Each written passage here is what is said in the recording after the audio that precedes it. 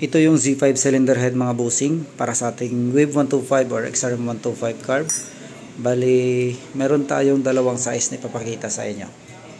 Ang size 24, 28 at saka 26, 30. So, meron na tayong available mga bossing. Kaya kung interesado kayo nito, tignan nyo na lang yung comment section or sa description.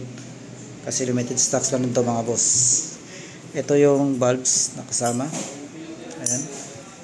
24, 28 to. Ayan.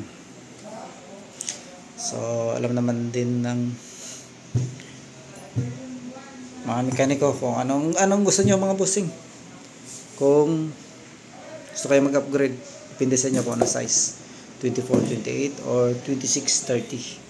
So, binabagay lang din kasi yan ng mekaniko kung anong bore nyo. Ito, recommended to na pang 57. Maganda to, 57.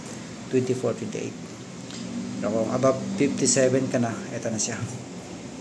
So, yan lang mga bossing yung ating cylinder head para sa ating Wave 125. Abang-abang lang kayo sa mga paparating pa natin na parts para sa ating mga motor mga boss. So, yan lang. 2630 at saka 2428 para sa ating Wave 125 or XRM 125.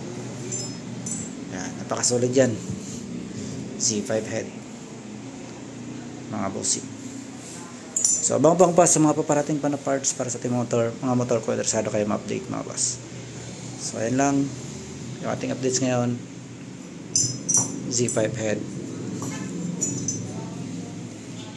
Ride safe mga boss.